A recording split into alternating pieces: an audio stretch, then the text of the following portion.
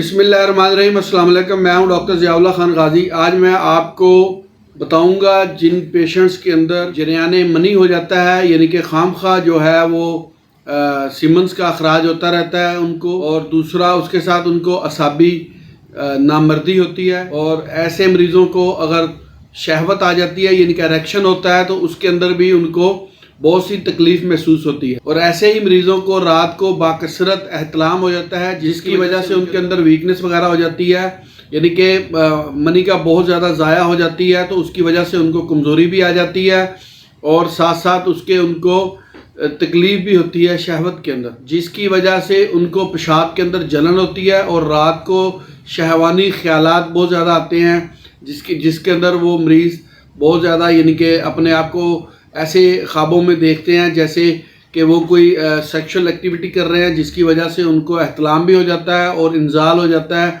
और उनको पेनिस वाली जगह के ऊपर दर्द और जलन वगैरह भी बहुत ज़्यादा होती है। पेशाब में जलन के साथ साथ पेशाब के अंदर रुकावट भी पैदा हो जाती है और कतरा कतरा पेशाब आता है और बार बार पेशाब की हाजत महसूस होती है। पेशाब में यूरिएट की मिकदार बढ़ जाती है और फास्फेट की मिकदार कम हो जाती है। जब लेबॉर्ट्री में टेस्ट करवाया जाता है यूरिन, तो ये दोनों चीज़ें अनबैलेंस हो जाती हैं। और ये जो आज मैं आपको होम्योपैथिक की दुआ बताऊंगा, ये मसाना की सोजिश के अंदर भी नहायत मुफीद है, और ये जो अलामात मैंने आपको मरीज़ की बताई हैं उसके अंदर इंतहाई मुफीद है।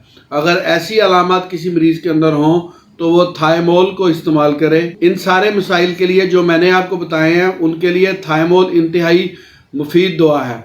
थायमोल को 3x के अंदर इस्तेमाल करें तो इसके बेहतरीन नताइज सामने आते हैं। इसको सुबह दोपहर शाम 8 से 10 कतरे एक घूंट पानी में मतवातर कुछ अर्सा इस्तेमाल करना चाहिए। उससे ना सिर्फ मसाने की सोजिश ठीक हो जाती है, बल्कि एहतलाम जो बाकसरत होता है मरीज़ों को वो ठीक हो जाता है, और उसके साथ साथ पेशाब की जलन वगैरह भी इससे ठीक हो जाती है।